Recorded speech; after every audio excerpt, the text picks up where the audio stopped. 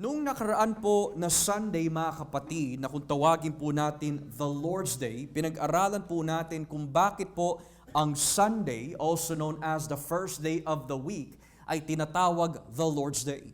Nakita ho natin that mula po sa lumang tipan hanggang sa ating papunta sa bagong tipan, that kung ang Lord's Day sa lumang tipan ay natatapat po sa ikapitong araw, pagdating naman po dito sa bagong kasunduan, the Lord's Day, ay nahulog po sa first day of the week. Nang ibig sabihin sa Jewish calendar, the first day of the week ay hindi Monday, na kagaya po sa atin, but rather on the 8th day or the first day na kung tawaging Sunday.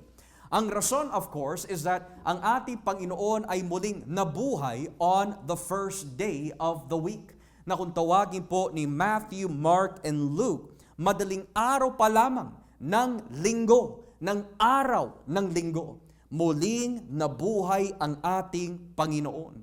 Kaya nga in the Old Testament, kung ang Sabbath day o araw ng pamamahinga, also known as the Lord's Day, sa lumang tipan ay may tinataglay na mga elemento of creation and redemption. Pagdating naman po on the Lord's Day, sa bagong tipan, Sunday, meron din po itong tinataglay na dalawa din na elemento.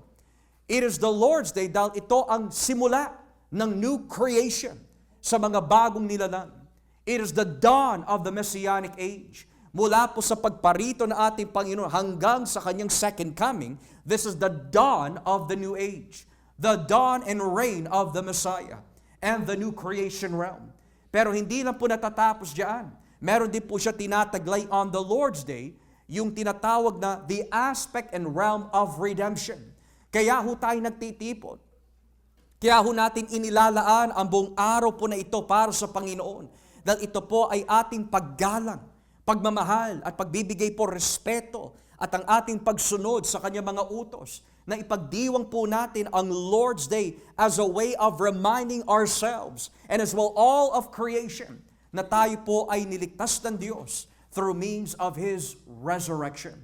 So natutunan po natin last Sunday yung kahalagaan at kahulugan ng Lord's Day mula umaga hanggang gabi. Pero kung mapapasin din po natin sa ating huling pag-aaral, tuwing binabanggit po yung mga salitang mula sa orihinal na wika, Kuriake, Hemera, which means the Lord's Day, anytime na ginagamit po yung adjectival form ng salitang kuriakos or kuriake, dalawang beses lamang po ito ginamit in the New Testament. The Lord's Day and the Lord's Supper. Which means kung merong araw para sa Panginoon, meron din hapunan para sa Panginoon. If there is a day that is to be dedicated exclusively for Christ and His resurrection and for the works of necessity and the works of mercy, ganoon din sa Lord's Supper. Kung ang araw na ito ay para lamang sa Panginoon at Siya ang nagdidikta kung anong dapat gawin sa araw na ito, ganoon din sa banal na hapunan.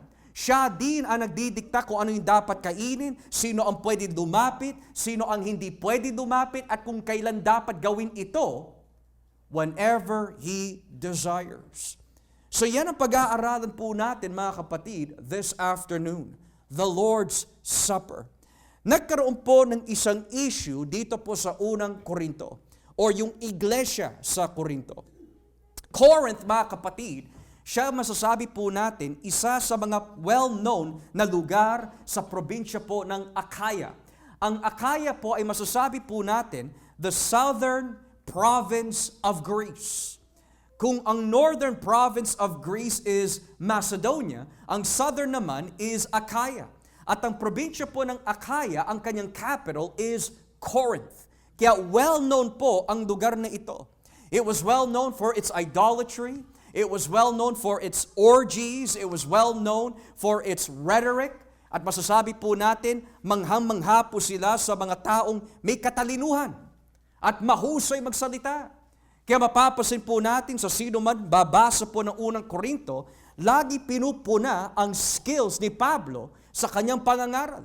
Kaya nagkaroon po ng pagkakahati-hati at dibisyon sa loob ng iglesyang ito dahil may mga iba na ang para lang sa kanila ang mahusay lamang na tagapagturo ay si Pedro. Meron naman nagsasabi ang pinakamahusay ay si Apollos. Habang ang iba naman, akala nila sila po ay nagpapakumbaba, ako ay para lamang kay Kristo. Pero ni-rebuke agad po ni Pablo ang mga ito by saying, si Kristo ba ay nahati? Si Pedro ba ang naipako sa inyo o si Pablo o si Apollos? Hindi. Si Kristo ang naipako para sa atin. Kaya wag tayo dumipende sa husay ng pangangaral ng sinuman, kundi dumipende tayo sa banal na Espiritu na siyang nagbibigay po ng linaw sa ating kaluluwa tungkol sa Ebanghelyo. Pero bukod pa ho dyan, hindi lang po nagkaroon ng issue sa aklat na ito tungkol lamang sa sino ang mahusay na mga ngaral. Nagkaroon din po ng issue tungkol sa mga kaso, as in suing one another in the church. Nagkaroon din po ng issue ng isang lalaki na sinisipingan po niya ang asawa ng kanyang ama at ayaw magbago. Meron naman iba, minamaliit po nila ang mga ibang kapatiran dahil taglay po nila ang kaloob ng Diyos pagdating sa pagsasalita ng ibang wika na hindi nila natututunan. Kaya sa sobrang sakit ng ulo na hinatid po ng iglesyang ito kay Pablo, nakapagsulat po siya ng 2 liham para sa kanila. Pero there are also those who suggest, ayon po sa mga ilang internal na pahiwatig, na maaari hindi lamang po 2 Corinthians, 1 and 2 Corinthians ang naisulat lamang po ni Pablo sa iglesyang ito, kundi marami pa siyang naisulat that under the providence of God, hindi na po ito na-preserve. Pero the big issue din na mapapasin po natin dito, aside from tongues, greatest preacher, resurrection, suing one another, immorality and the like, ay yung banal na hapunan. Kung ang Lord's Day is a day kung saan muling nabuhay ang ating Panginoon, and it is a day to honor Christ throughout that whole entire period, then ano naman po ang itinuturo po ng Biblia patungkol po sa banal na hapunan? Well, nagkaroon po ng issue. Halimbawa, if you read verse 18, nagkaroon po ng issue of division. Verse 18, sapagkat nabalitaan ko una sa lahat, na tuwing nagtitipon-tipon kayo bilang iglesia, nagkakaroon kayo ng pagkakapangkat-pangkat at medyo naniniwala ako na iyan nga ang nangyayari. So tuwing araw po ng banal na hapunan, when they are partaking in the Lord's Supper, kumakain at umiinom po sila mula sa banal na hapunan na meron po silang hindi pinagkakasunduan. Nagkakaroon sila ng dibisyon. Kaya sabi ni Pablo, hindi po pwede ganyan. Kakain kayo sa banal na hapunan, kakain kayo ng tinapay, iinom kayo ng sarong ito, pero hindi kayo nagkakasundo. May dibisyon kayo sa loob ng kinatawan ni Kristo. Hindi po pwede yan. Pangalawa, meron po silang pansariling kainan. Ginawa po nila ang banal na hapunan bilang pansariling kainan. Basahin po natin ang verses 20 to 22. Verses 20 to 22. Kapag nagtitipon kayo upang ipagdiwang ang banal na hapunan, hindi tama ang ginagawa ninyo. Dahil kapag oras na ng kainan, hindi kayo naghihintayan. Kaya ang iba'y busog at lasing na, at ang iba nama'y gutom. Wala ba kayong sariling bahay upang doon kumain at uminom? Sa ginagawa ninyo'y nilalait nyo ang iglesia ng Diyos at hinihiya ang mga mahihirap. Ano ngayon ang gusto ninyong gawin? Purihin kayo? Aba, hindi. So dito, nakikita ho natin kung sa isang banda, napighati ang Espiritu Santo dahil kumakain ng mga ito ng banal na hapunan, na meron po silang sama ng loob, na meron po silang division in the church, nagkaroon din po na kapigatian sigurado ang banal na Espiritu sa mga taga-Korinto dahil ginagawa po nila mga kapatid feast ang Lord's Supper. Sa sobrang pag-inom ng iba, nalasing agad. Yung iba naman, instead of maghintayan po sila, they became selfish. Mas inisip po nila ang kanilang sariling tiyan kaysa po sa iba. Instead of maghati-hati ho sila at magbigay po sila, ng bread and wine to each other bilang simbolo na meron po silang pinagkakaisa sa pananampalataya?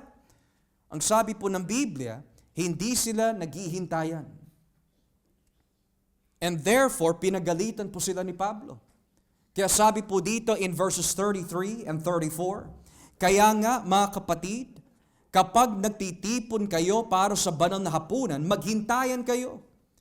Kung may nagugutom sa inyo, kumain na muna siya sa kanyang bahay nang hindi kayo maparusahan ng Panginoon dahil sa mga ginagawa ninyo sa iyong pagtitipon. So kita ho natin, ang banal na hapunan, kaya po siya tinawag na banal, is because it belongs to the Lord.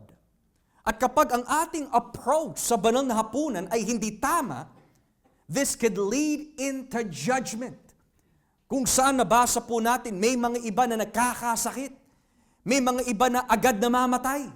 Bakit po? Dahil nilalapitan po nila ang banal na hapunan na walang paggalang. Now that was the issue. Biro nyo, ang church na ito ang itinuturing po ni Pablo filled with knowledge, filled with all spiritual gifts. Pero pagdating po sa kanilang paglapit sa banal na hapunan, wala silang karunungan. Walang kwenta ang kanilang kaloob kung hindi nila lalapitan po na maigi at maayos ang banal na hapunan. Now, the question that is to be raised is, what did the Corinthian church fail to recognize? Kung ito ang issue, hindi sila naghihintayan.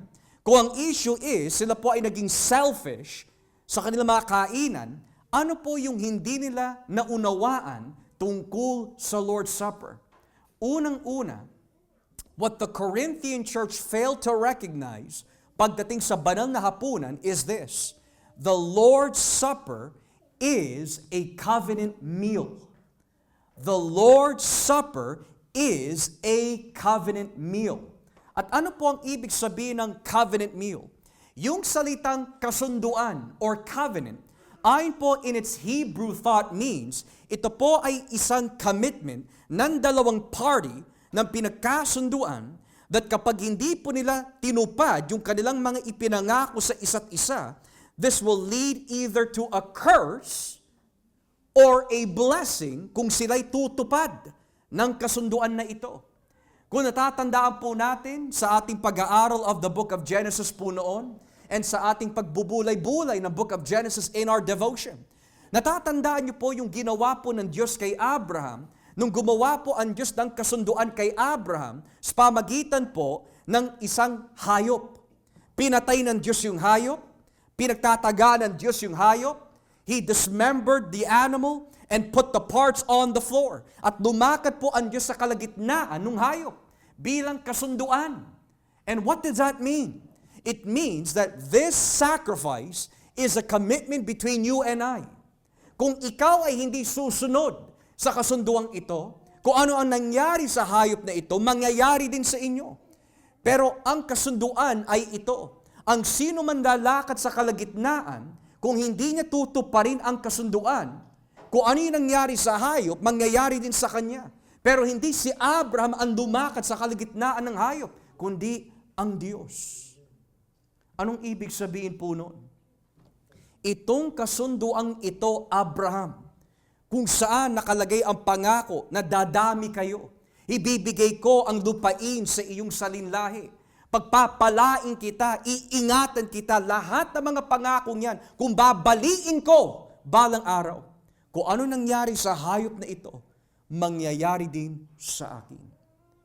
Pero dahil ang Diyos hindi pwede magsinungaling, tinupad niya ang kanyang pangako kay Abraham. So yun ang ibig sabihin ng salitang kasunduan. There is a commitment between the divine and the creature. Creator and creature. So ngayon, ang tanong po dito, bakit po tinawag the Lord's Supper as a covenant meal? Well, in order to understand this, kagaya po ng Lord's Day, kailangan po natin balikan ang lumang tipan. Basahin po natin dito in Exodus chapter 24.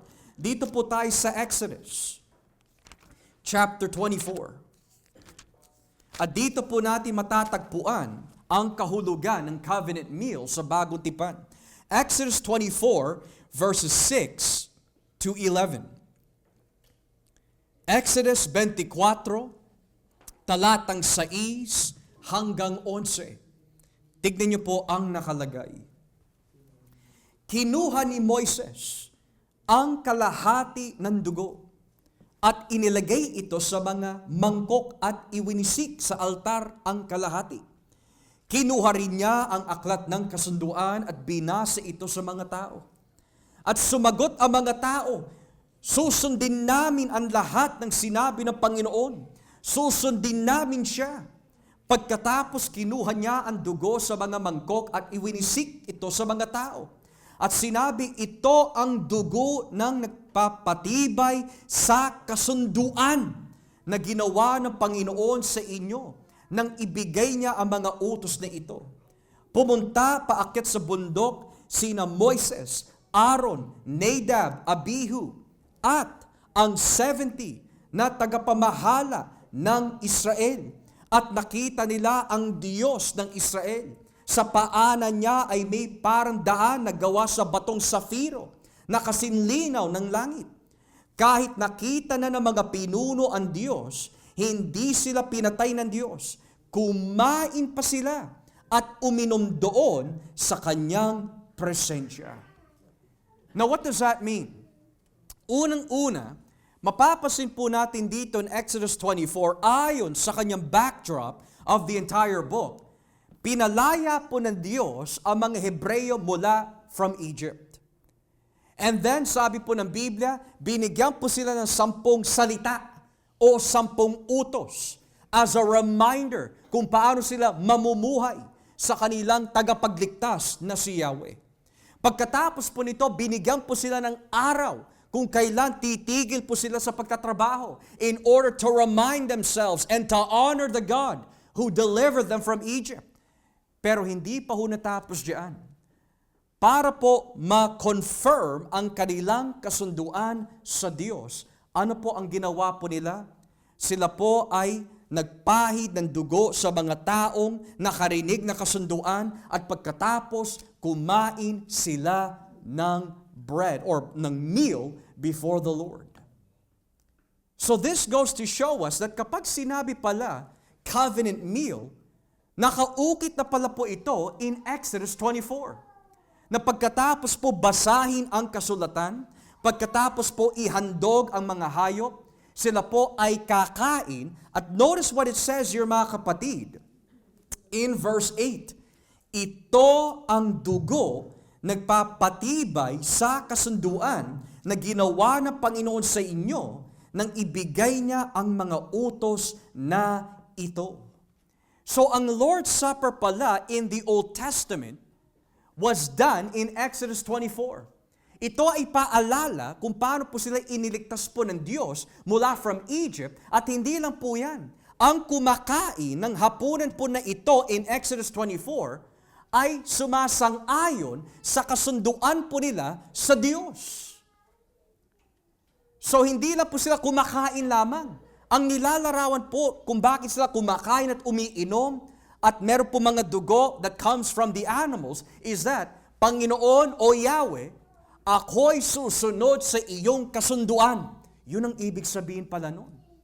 So hindi lang pala kumakain lang, umiinom lang, kundi when they eat, when they drink, sumasang-ayon ako o Diyos na susunod ako sa iyong kasunduan. Yun pala ang nilalarawan at kahulugan ng Lord's Supper in the Old Testament. Kaya kung sa mga Israelita may tinatawag the Sabbath day, pagdating po sa kanilang meal, it is the covenant meal na kung tawagin in Exodus chapter 24. Ngayon, hindi lang po yan ang nilalarawan ng Lord's Supper. Since the Corinthian church failed to recognize the Lord's Supper as a covenant meal, they also failed to recognize that ang sino man kumakain at umiinom sa banal na hapunan ay may kaugnayan kay Kristo. Basahin nga po natin ang unang Korinto, kapitulo 10. 1 Corinthians chapter 10. Ang hindi naunawaan ng mga taga-Korinto is that ang kanilang pakikisali dun sa Lord's Supper is actually union with Christ. 1 Corinthians 10 verse 16. Unang Korinto, Gs, talatang 16. Tignan niyo po ang nakalagay. Sabi dito, sa tuwing nagtitipon tayo bilang pag-alaala sa kamatayan ni Kristo, may iniinom tayo na ating pinasasalamatan sa Diyos at may tinapay din tayong hinahati-hati at kinakain. Hindi ba't pakikipagbahagi ito sa dugo at katawan ni Kristo? Sa wikang English, is not the cup of thanksgiving for which we give thanks a participation in the blood of Christ? And is not the bread that we break a participation in the body of Christ? Na bakit po isinulat po ni Pablo ito in chapter 10? Nagkaroon po ng issue na naman ang mga taga-Korinto. Dahil ang sino man babasa ng buong chapters 8, 9, and 10, ito ang matutuksan po nila pagdating sa mga taga-Korinto. Dahil po ang mga taga-Korinto, malawak po ang kanilang karunungan pagdating sa Christian liberty, sa mga bagay na pwede gawin at sa mga bagay na hindi pwede gawin, ang ginawa po nila sa kanilang kalayaan bilang mga Kristiyano ay inabuso po nila ito. Halimbawa, kung sa mga Hudyo, bawal kumain ng mga pagkain na may dugo because it has to be kosher, para sa mga Hintil, wala na yan. Lahat ng bagay nilinis na ng Panginoon. Pwede ko na kainin ng anumang gusto kong kainin. Pero hindi nila inisip na makatisod ito sa mga mahihina pa sa pananampalataya. Hindi lang po yan. Inabuso din po nila yung pista, yung kanilang pakikisali sa mga pista. Anong ibig sabihin po nun? Sumasali po ang mga Kristiyano sa Korinto sa mga tinatawag na religious meals ng mga pagano. At ano po ba ang mga religious meals ng mga pagano? Sa mga panahon po ng mga taga-Korinto, lalo na sa kanilang lungsod at kultura, kapag meron kang inialay na pagkain sa mga Diyos-Diyosan at nakisali ka sa pagkain po nila at sa pag-inom po nila ng mga bagay na ito, that means nirerespeto mo, iginagalang mo, kinikilala mo ang mga Diyos-Diyosan at hindi lang po yan. Ang Diyos-Diyosan po na yon, ayon sa kanilang paniniwala, because it is a religious meal, ang espiritu at presensya ng Diyos-Diyosan na yon tuwing kumakain at umiinom sila ay nariyon din sa kanilang kalagitnaan. Ang problema, nakisali ang mga taga-Korinto. Dahil para sa kanila, wala naman yung mga pagkain na yun dahil kahit ba na ialay nila sa mga Diyos-Diyosan, iisa lang naman ang Diyos natin, si Yahweh. We believe in the Trinity. So we will eat this and we will eat that. Pero ang problema, nagalit po si Pablo sa kanila. Hindi mo ba alam? Kapag nakisali ka sa mga religious meals ng mga pagano, nirerespeto mo rin ang kanilang mga Diyos-Diyosan. Do you want to provoke God to anger? Kaya nga sabi niya po dito, hindi nyo ba alam na sa tuwing nagtitipon tayo bilang pag-ala-ala sa kamatayan ni Kristo, may iniinom tayo, may kinakain tayo, hindi ba't pakikipagbahagi ito sa dugo at katawan ni Kristo? So kung ito ay totoo para sa banal na hapunan, it's as if Christ's presence is there, how much more kapag nakisali ka sa mga hapunan ng mga pagano pagdating sa religious meals. If I could put it this way, nakakaroon po tayo ng Lord's Supper po ngayon, pero mamaya ininbitahan po ako ng aking pagano ng kaibigan. Sinabi niya, Joshua, would you like to join us for dinner? I have sacrificed this noodles to Baal. Ngayon kapag kinain ko ho yun, I'm also honoring Baal. Kasi in those days, kapag kumain ka sa religious meal, sinasabi mo talaga, I'm eating this because I have a covenant with you. I'm drinking this because I worship you. I honor you. Kaya tignan niyo po yung sinabi ni Pablo dito in verse 18. Tingnan ninyo ang mga Israelita. Ang mga kumakain ng mga handog ay may kabahagi sa gawain sa altar. Anong ibig sabihin? Sinasabi ko ba na may kabuluhan ng mga Diyos-Diyosan o ang pagkain inihandog sa kanila? Hindi. Ang ibig ko sabihin ay inialay nila ang mga handog na iyan sa masasamang espiritu at hindi sa Diyos. Ayaw kong maging kabahagi kayo ng masasamang espiritu. Hindi tayo maaaring makiinom sa baso ng Panginoon at sa baso ng masasamang espiritu. At hindi rin tayo maaaring makisalo sa hapag ng Panginoon at sa hapag ng masamang espiritu. Gusto ba nating magselos ang Panginoon? Mas makapangyarihan ba tayo kesa sa kanila? O kesa sa Kanya? So what the Corinthians fail to recognize is that kapag sila po ay gumagawa ng kasamaan, at kapag sila po, mga kapatid, ay gumagawa ng dibisyon sa loob ng iglesia, which in this case, hindi sila naghihintayan sa isa't isa pa bago kumain, at binababoy pa ho nila ang banal na hapunan dahil may mga iba na naglalasing, do you not know na kapag sumali ka dyan sa Lord's Supper, it's either ginagalang mo ang presensya ni Kristo o binabastos mo ang presensya ni Kristo because it is a covenant religious meal. Yun ang hindi nila naunawaan. Kaya biro mo, kumakain sila, umiinom sila, naglalasing-lasing sila, may samaan po ng loob, hindi naghihintayan. They're doing that in the presence of Christ. Kaya agad nagsulat si Pablo tungkol sa issue na ito because they failed to recognize that the Lord's Supper signifies fellowship with Christ. Kaya tatandaan po natin, mga kapatid, ang banal na hapunan, meron po siyang tinataglay na dalawang elemento sa ating relasyon. Unang-una, yung tinatawag na vertical na relasyon. Anong ibig sabihin na vertical relasyon? It means that kapag tayo po ay kumakain at umiinom sa banal na hapunan, we have a vertical relationship with Christ. We are saying, Lord, I remember the new covenant. I honor the new covenant. I am one with you. Vertical relationship ang tawag doon. Pero, hindi lang po ito na pang-individual lamang. It is for the church. Diyan po pasok kung ikalawang elemento, horizontal relationship. Anong ibig sabihin ng horizontal? Kaya po tayo nagbe-break ng bread sa bawat isa. Kaya po tayo pumipila upang kumuha ng tinapay at inumin ay para po maipakita hindi lang po tayo as an individual ay may relasyon sa Diyos, kundi yung mga tao that I break bread with, mga kapatid ko ito sa pananampalataya, they have made a confession of faith, they have a covenant with God, and therefore I am breaking bread with them. So that is what they failed to recognize. So first, they failed to recognize it was a covenant meal. Secondly, they failed to recognize that it was union with Christ.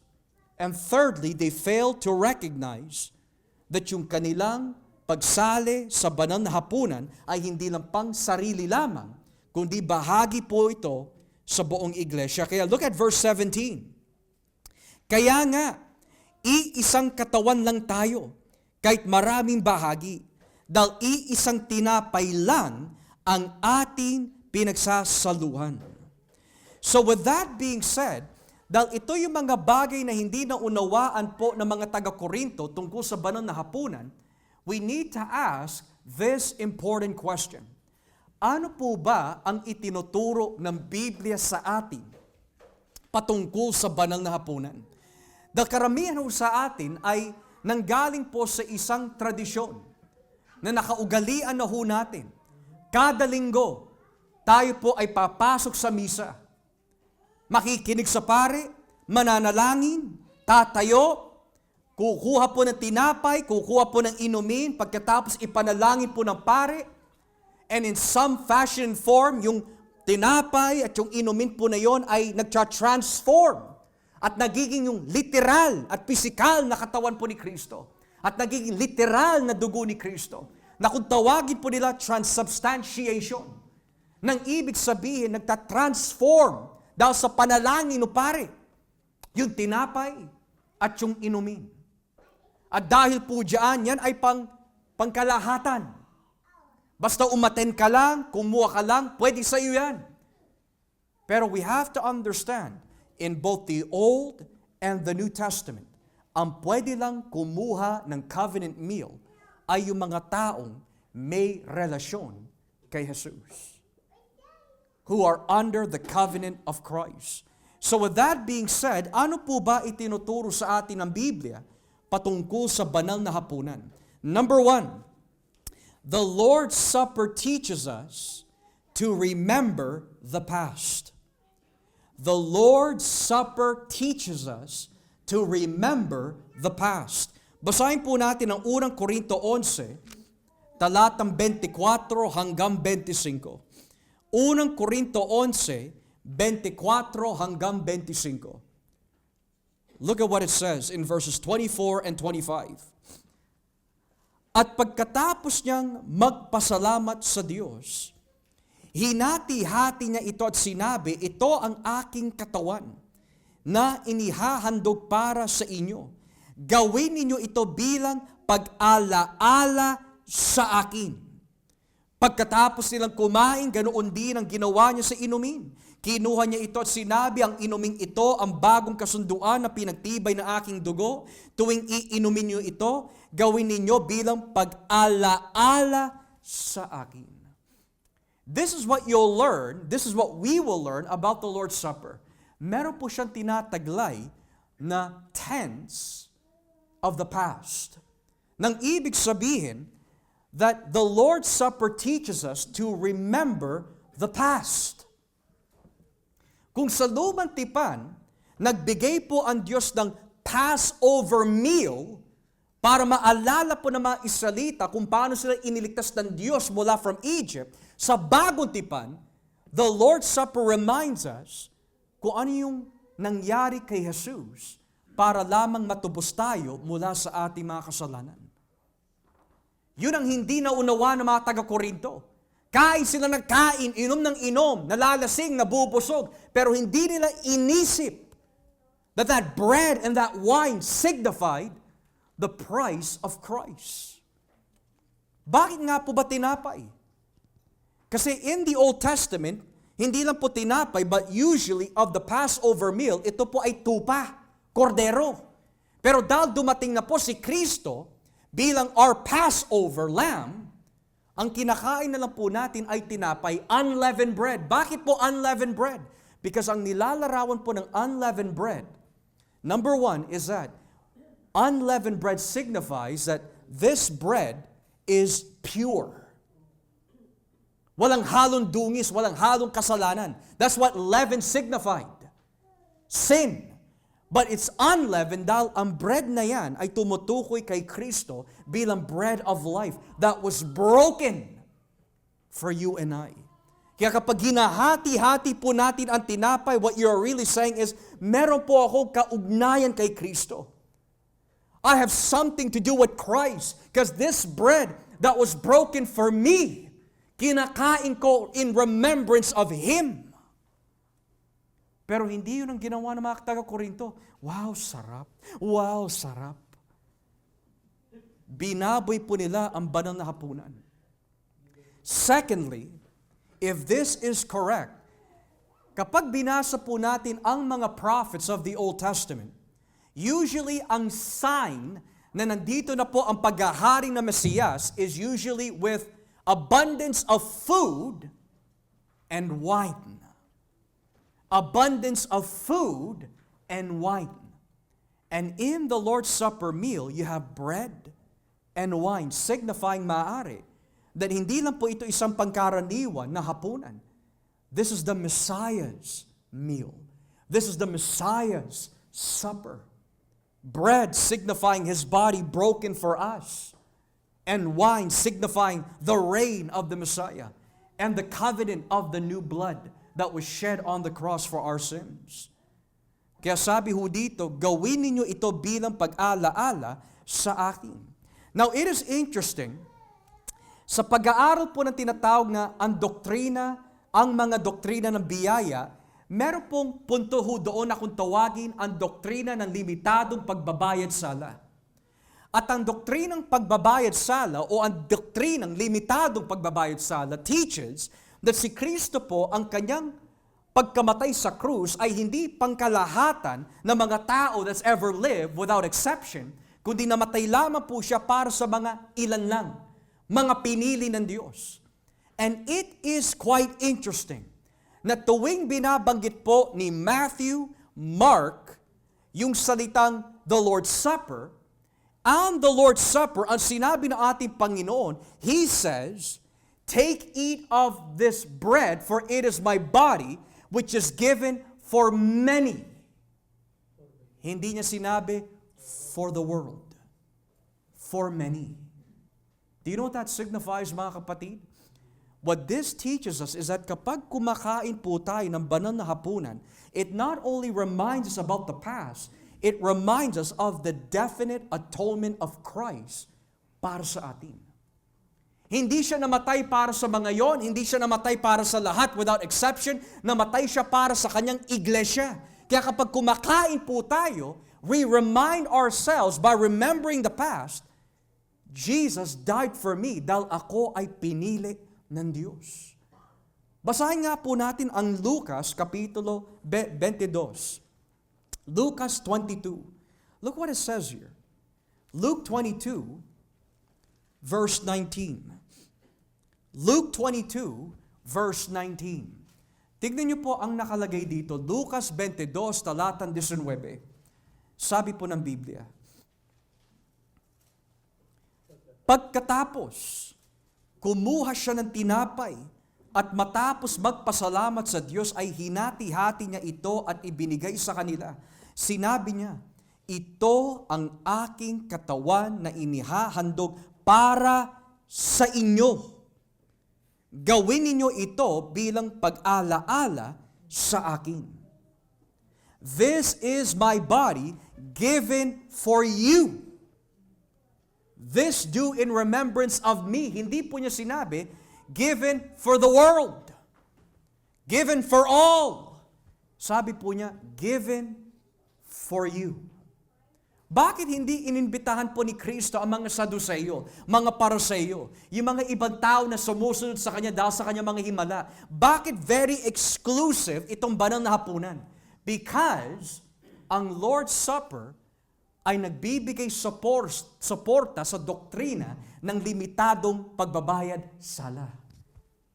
Kaya kapag ikinumpara po ninyo ang Mateo, Marcos sa Lucas, Mateo at Marcos, pareho po sila nagsasabi, given for many. Pero pagdating po dito kay Lucas, very specific, given for you. Kaya kapag tayo po ay pumipila po sa banal na hapunan, dapat inihahanda na agad ang puso. Kaya po tayo may paggalang sa ating pagpila sa banal na hapunan dahil kapag lumapit na po tayo sa hapunan po na yan, dahil meron po tayong kaugnayan kay Kristo, in some sense and form, ang presensya ni Kristo ay naroon. Not so much in the bread or in the wine, so to speak, as others would teach, but His spiritual presence is there, dining with us. Kung tayo po ay naniniwala that if there are 2 or 3 gathered in my name, naroon din si Kristo in prayer, naroon si Kristo in church discipline, how much more sa banal na hapunan? He's there. His presence is there. And we know this, mga kapatid, because kung babalikan po natin ang unang Corinto Gs, this is sa East. Balikan po natin ang unang Corinto Gs, this is sa East. We know that the presence of Christ is there dahil po sa salita na ginamit po dito in verse 16 of chapter 10. 1 Corinthians chapter 10 verse 16. Sabi po dito, sa tuwing nagtitipon tayo bilang pag-alaala sa kamatayan ni Kristo, may iniinom tayo na ating pinapasalamatan sa Diyos. At may tinapay din tayong hinahati-hati at kinakain. Hindi ba't pagbahagi ito sa dugo at katawan ni Kristo? Na yung salitang pakikibahagi na ginamit po dito is the Greek word koinonia. At ang ibig sabihin po ng salitang koinonia is partnership, friendship, fellowship. Pero ayon po sa mga ilang commentators ng unang Korinto, kapag ginamit pala yung salitang pakikibahagi mula sa original, ito ang ibig sabihin pala niyan. Ayon po kay Anthony Thistleton, isang kinikilalang greatest commentator on 1 Corinthians, sabi po niya, it denotes having an active, common share in the life, death, resurrection, and presence of Jesus Christ as the Lord who determines the identity and lifestyle of that in which Christians share. So para kay Thistleton, kapag tayo po ay may pakikibahagi in the Lord's Supper, yung presensya ng Diyos is with us kapag tayo ay kumakain. Sabi din po ng isang commentator by the name of Paul Gardner, sabi niya, for the apostle, these types of religious meals, the Lord's Supper, and pagan cult meals are not mere meals. They are religious activities and are eaten in a context in which the presence of the divinity is assumed. So dalawa na ang nagpapatotoo that yung salitang koinonia na ginamit po dito, nung sabihin po ni Pablo, hindi ba't pakikibahagi ito sa dugo at katawan ni Kristo, koinonia, ang presensya ng Diyos ay kasama po nila. Lastly, Richard Barcelos, isang Reformed Baptist na theologian, sabi po niya, if Christ is no longer dying or dead, then the communion he is referring to is communion with the living, exalted Christ now. This is present communion with the living and exalted Lord of glory. So imagine this. Pumipila tayo. Inihahanda natin ang ating mga puso na kumain o kumuha ng tinapay, uminom ng saro. At kapag kinuha pala natin ito, we can imagine the Lord is there giving us the bread, giving us the wine, na ang nilalarawan pa nila ito ay yung kanyang katawan at ang kanyang dugo. Hindi yung ginagawa ng mga taga-Korinto. Nandun ang presensya ng Diyos at binabaliwala ho ang kanyang presensya. Binababay po nila ang pagkain. Instead of maging matino sila sa presensya ng Diyos, naglasing ang iba. Yung mga ibang kapatiran hindi nagkakaisa sa harapan ng presensya ng Diyos. No wonder why ang iba sa kanila namamatay. No wonder ang iba sa kanila nagkakaroon ng sakit. They're in the presence of a holy God. At binaboy po nila yon. Biro mo, kaya pala napigati si Pablo, mga kapatid, ano yung pinaggagawa ninyo? Bakit kayo dumalapit sa banal na hapunan na ganyan-ganyan lang? Ihanda ninyong mga sarili ninyo. You're in the presence of God. When you take of the bread, when you take of the wine, the presence of Christ is there amongst us. Pero binaliwala ho nila. Kaya nga, the Lord's Supper teaches us to look into the past. The Lord's Supper teaches us to be careful in the present.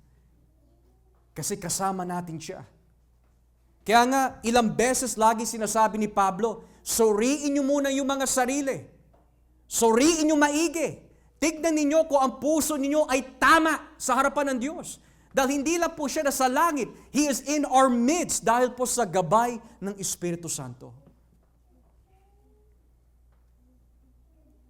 Ngayon, kung may mga iba in the world that babaliwalain po nila yan, ang magandang halimbawa po ng presensya ng Diyos kung bakit ito ay nakakatakot din.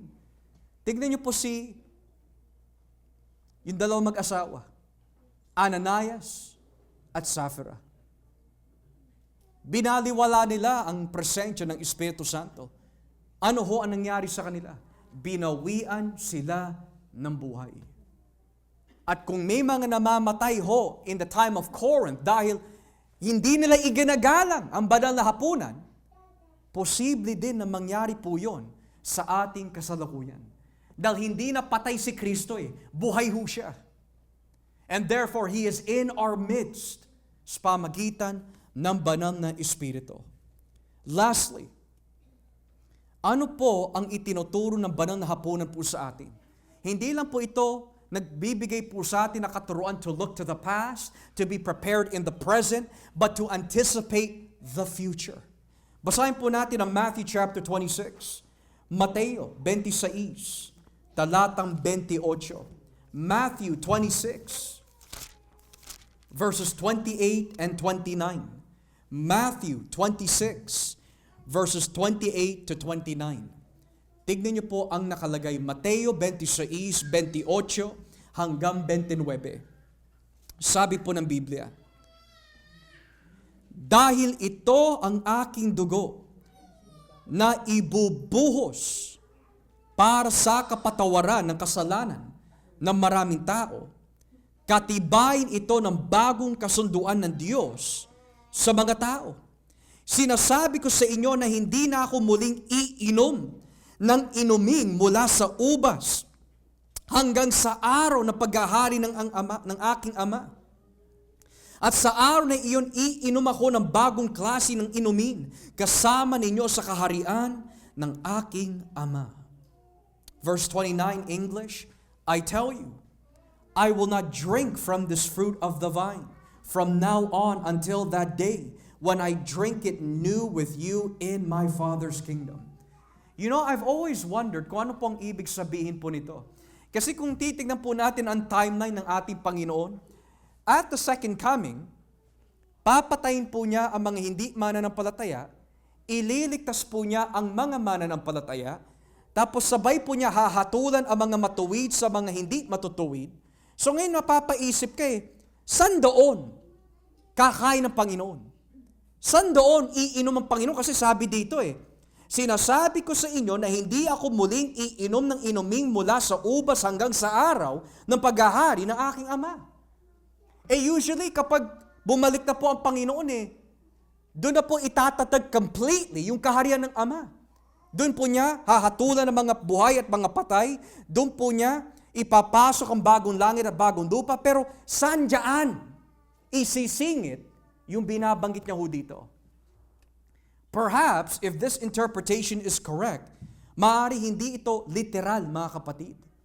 But rather, ang ibig sabihin maaari po nito is that at His second coming, makakapiling na po ng kanyang simbahan ang kanilang Panginoon at the new heaven, new earth. And how do we know this? Basahin po natin ang Revelation 19. Dahil ito malamang ang tinutukoy ng ating Panginoon tungkol sa hapunan na yan. Revelation 19, verses 6 and 9. Revelation 19, verses 6 and 9. Malamang ito ang itinutukoy ng ating Panginoon. Verses 6 and 9. Pagkatapos, muling may narinig ako, parang ingay na napakaraming tao, na parang lagaslas ng talon o dagundong ng malakas na kulog. Ito ang sinasabi, purihin ang Panginoon, sapagkat naghahari na ang Panginoon na ating Diyos na makapangyarihan sa lahat. Magalak tayo at magsaya at purihin natin siya, sapagkat dumating na ang oras ng kasal ng tupa at nakahanda na ang kanyang nobya. Pinugsuot siya ng damit na malinis, makinang at puting-puti. Ang ibig sabihin ng puting damit ay ang mabubuting gawa ng mga pinabanal ng Diyos. At sinabi sa akin ng anghel, isulat mo ito, mapalad ang mga inimbitahan sa handaan sa kasal ng tupa. So nung sinabi na ang ating Panginoon sa kanyang mga alagad, hindi ako muling iinom, hindi ako muling kakain ng mga bagay na ito until itinatag na ang kaharian ng Ama. Ano po sabi dito sa Revelation 19? Dumating na ang paghahari ng Diyos. So in other words, bakit po tayo naglo-Lord's Supper whenever we can? Because it is a foretaste of what communion will be like in the new heaven and earth kapag nakapiling na natin si Kristo. So, yung Lord's Supper in the present at yung Lord's Supper in the future, kapag yung future Lord's Supper pala na binabanggit ng Biblia is actually the marriage supper of the Lamb. Eh hindi naman ito literal na pagkain na kakain tayo dahil hindi na natin kailangan yun eh. Glorified people na tayo eh. But ang ibig sabihin pala ng supper is completely different to how we view supper today.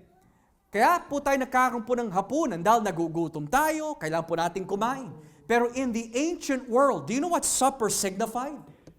If I invited you over to eat at my place, ang ibig sabihin po nun is, I want to have a relationship with you.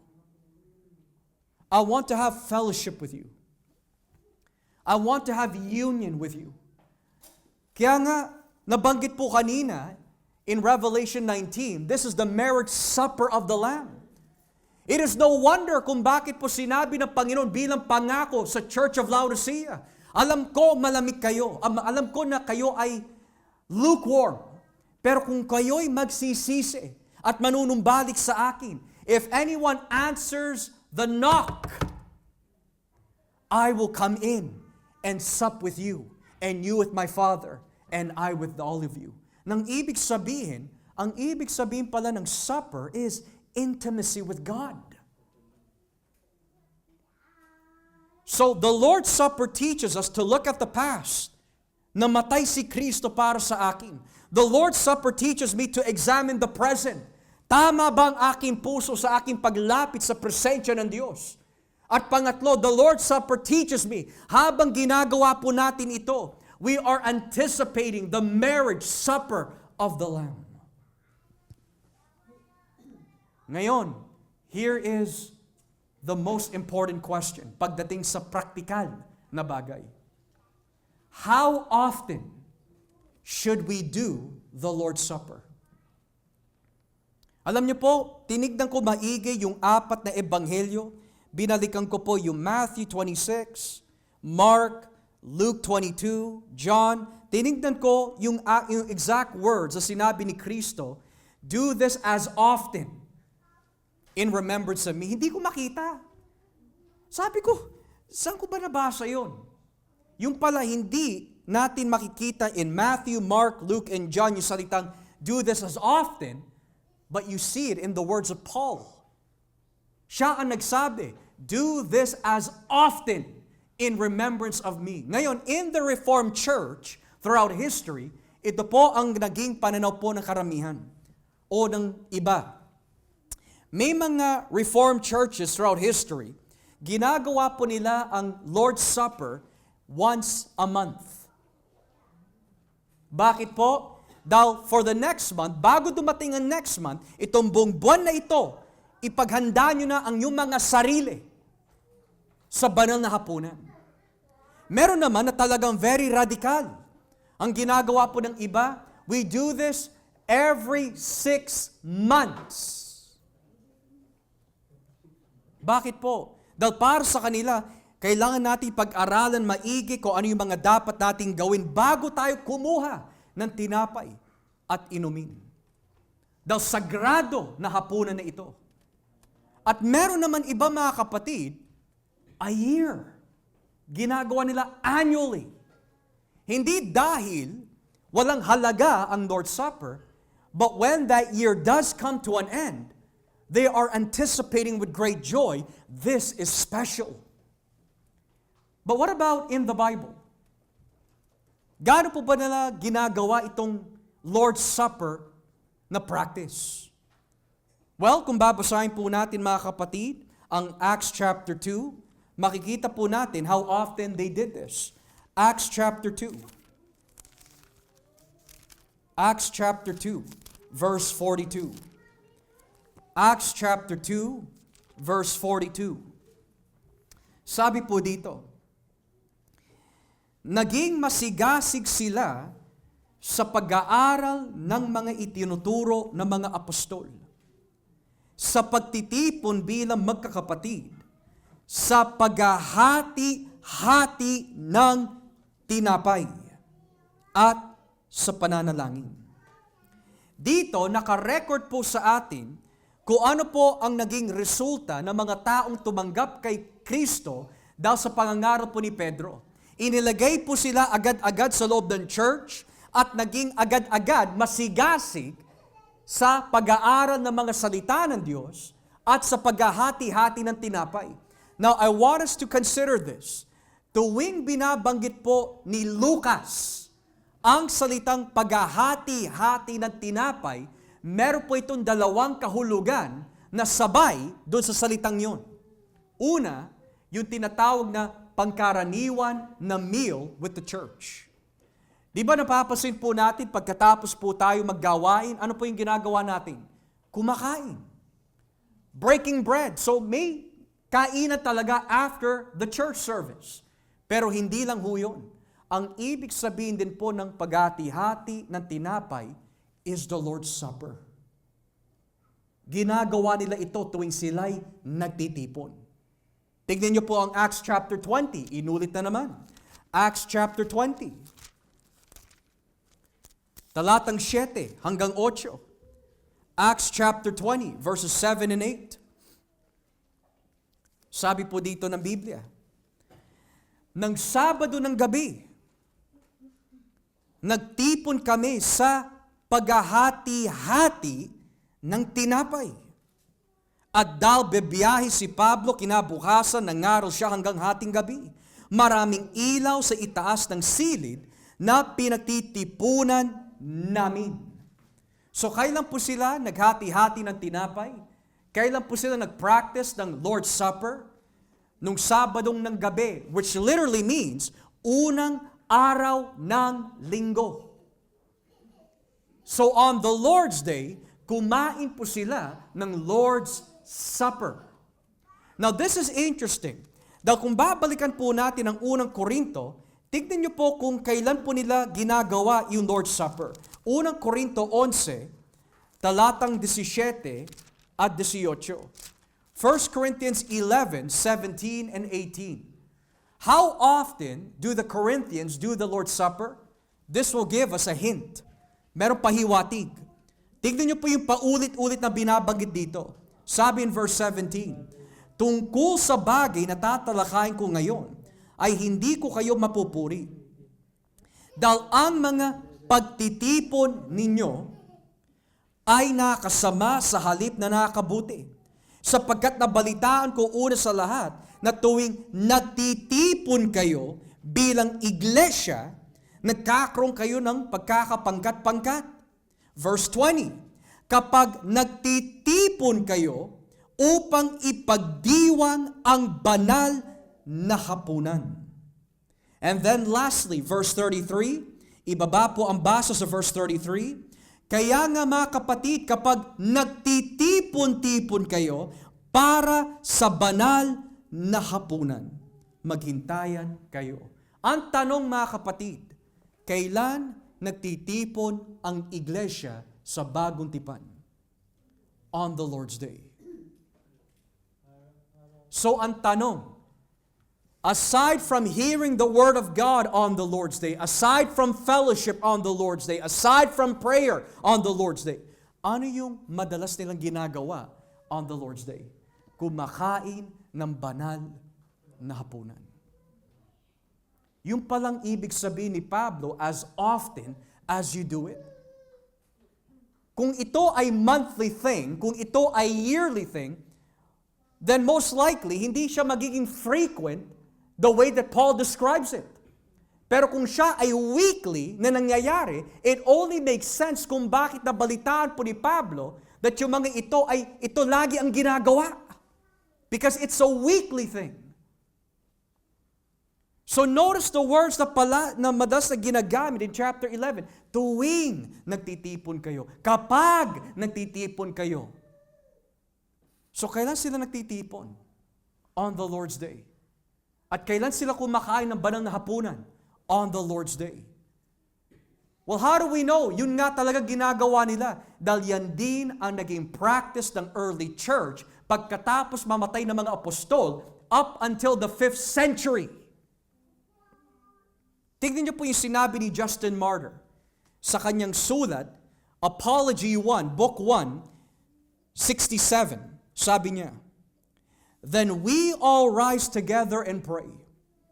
And as we before said, when our prayer is ended," pagkatapos ng prayer meeting, "bread and wine and water are brought, and the president," yung pastor, "in like manner offers prayers and thanksgiving according to his ability. And the people stand up saying, Amen." Nang ibig sabihin, kumain sila ng Lord's Supper.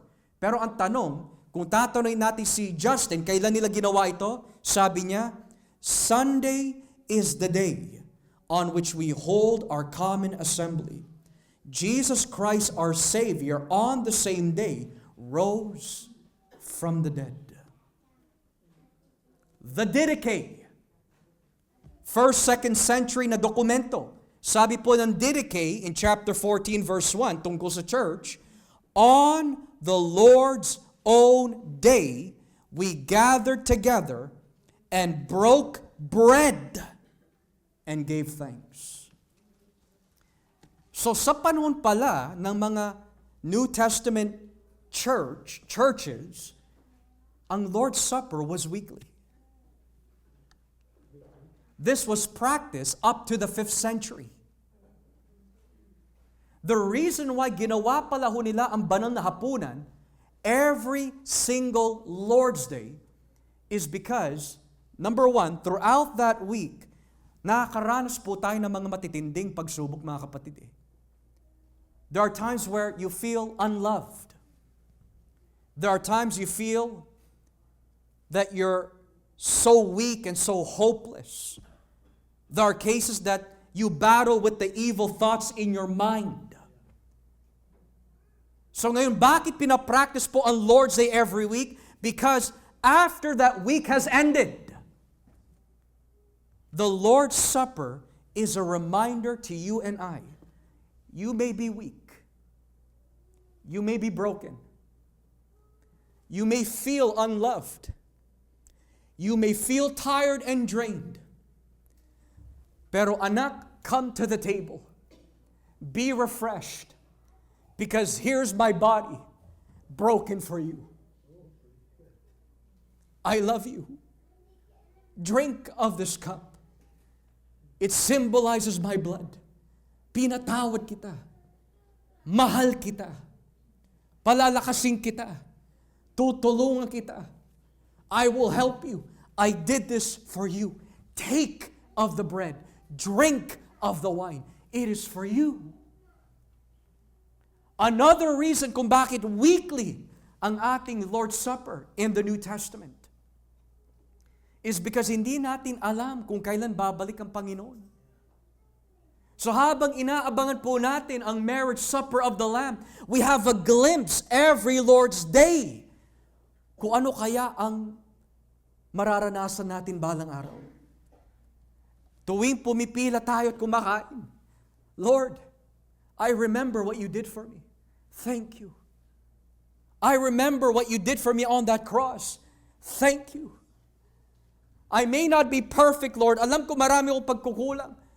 But what you did for me at the cross, this is my remembrance of you. At meron akong kaugnayan sa iyo. I may not be smart like the rest. Hindi man ako kagamit-gamit kagaya ng iba. But Lord, I love you and I will take this bread and drink this cup in honor of Christ. Pero even though ginagawa po ito weekly, it is also sanctifying din. You know why?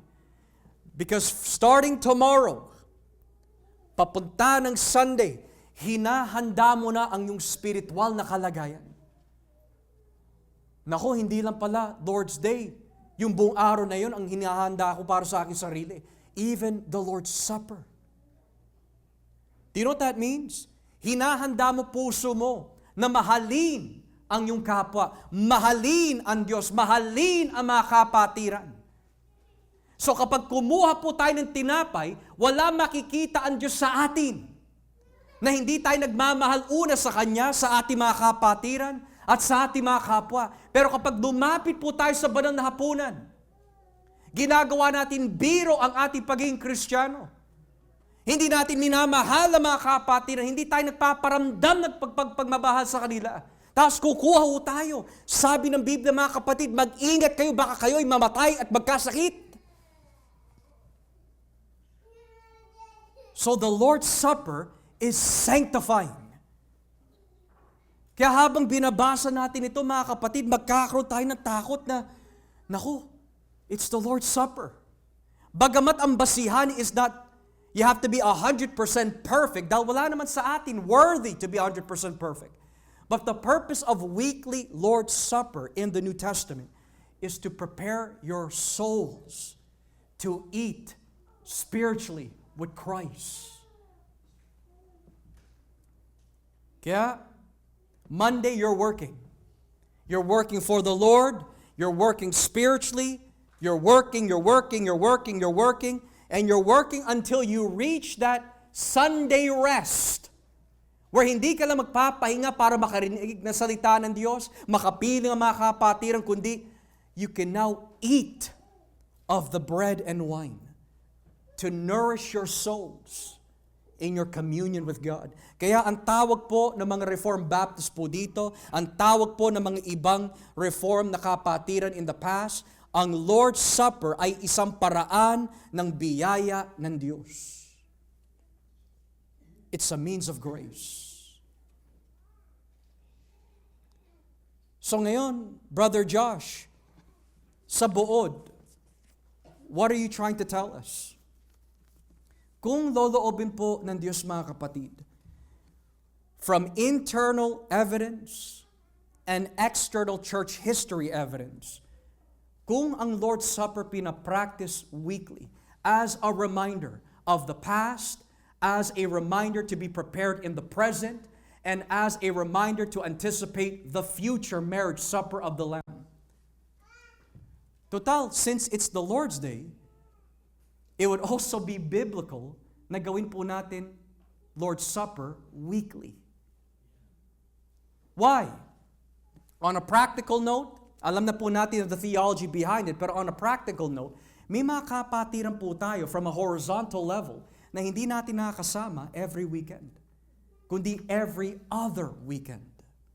Which means, kung may mga kapatiran po tayo dahil biktima po sila ng pagtatrabaho, because that's the system that they're in, if they're victims of that and hindi sila nakasali today at hindi sila nakakain ng Lord's Supper, then sigurado, the next weekend, makakain na sila. At makakapiling pa natin sila. Which is appropriate ayon po sa banal na kasulatan. So you're breaking bread every week. May mga kapatiran na wala, pero you can be assured with joy that yung darating na Lord's Day, makakapiling natin sila. O, nandito na yung kapatid ko, na miss ko. We can now break bread with these individuals. Now, another question is also raised. Pastor, if we're gonna do this, then ano yung dapat kainin? Kung yung kinain po nila is unleavened bread, should we also do literal wine? Ang sagot po dito, mga kapatid, depende. Wala naman natisod sa tinapay na alam ko. Pero sa Biblia, may mga natitisod dahil sa alak. Sabi po ni John Calvin sa kanyang pagkakaintindi tungkol sa Lord's Supper, whether you use the exact elements dun sa sacraments po of the Lord's Supper, the meaning does not change. So kahit na uminom po tayo ng grape juice o alak man po yan, it's not gonna change anything. Pero for the sake na mag-ingat lang po tayo sa konsensya at pananampalataya ng iba, it is wise to just use grape juice. Why? Because the meaning will not change. So, this afternoon, mga kapatid, kung loloobin po ng Panginoon, we will begin our weekly Lord's Supper of the month of September. Bakit ang tagal? Bakit hindi na lang next Lord's Day? Para ihanda natin ang ating mga sarili. Meron ba tayong mga pagkukulang sa Panginoon na alam ng Diyos na ipinaparating niya sa atin na ayaw natin gawin? Ngayon, kailangan natin pagsisihan yun. Hindi lang ho yun, may mga kapatiran po ba tayo na iniiwasan natin o maaari ilang sila sa atin, magkasundo na. Because if you don't do it, kapag dumapit ka in the Lord's table, sabi po ni Pablo kanina, marami sa inyo nagkakasakit at marami din sa inyo maagang namamatay. Kailangan suriin ninyo ang inyong mga sarili maigi. Hindi ibig sabihin na kapag dumapit ka sa Lord's table, everyday ka nagbasa ng Biblia, everyday ka nanalangin, na walang palya. That's not the meaning of that. That's not the reason why. If anything, kaya ka lumalapit sa Lord's table is because of what we've discussed. Jesus died for you. He wants to strengthen you. He wants to remind you na kahit nagkulang ka, nagkasala ka, He died for you. And in the future, makakapiling natin siya at the marriage supper of the Lamb. With that being said, if there is a Lord's Day for God's people, there's also a Lord's Supper for God's people. Do this in remembrance of me. As we pray.